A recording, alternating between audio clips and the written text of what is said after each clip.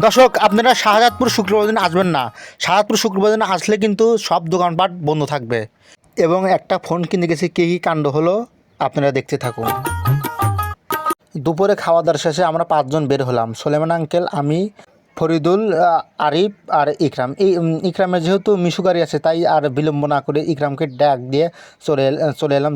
বললাম, চল সাত একটা ফোন কিনা লাগবে। তো তখন রাস্তার মধ্যে যা হলো, রাস্তা গাড়ি নষ্ট হয়ে গেল। তো এই যে ইকরাম কিন্তু অনেক সুন্দরভাবে কিন্তু গাড়ি দিয়ে মেরামত করছে, আপনারা দেখতেই পাচ্ছেন।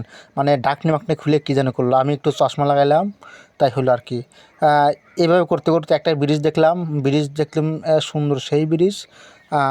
দেখতে দেখতে কিন্তু আমরা সাহাদপুরের ব্রিজ প্রায় পাওয়া ভাব ওই যে দেখা যাচ্ছে সাহাদপুরের ব্রিজ। তো দেখতেই তো পারছেন সাহাদপুরের ব্রিজটা কিন্তু অনেক সুন্দর। তো দেখেন, সাহাদপুর কিন্তু চটপটির দোকান বসে ব্রিজের অন্য পাশে। এবং দেখতে দেখতে ব্রিজ পার হওয়া মাঠে চলে এলাম।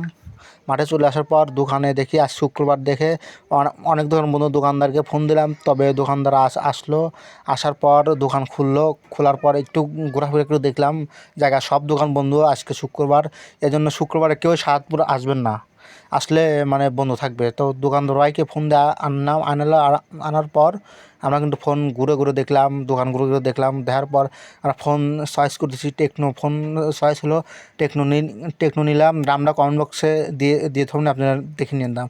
টাকা গুনতে দেখেন দেখেন টাকা মাকা দেওয়ার পর আমরা কিন্তু মানে সেলফি টেলফি তুললাম আর কি। ফোন ফোন কেনার পর আমরা ফোন হাতে ধরিয়ে দিল, কী সুন্দরভাবে দেখুন, দেখতে তো পারছেন।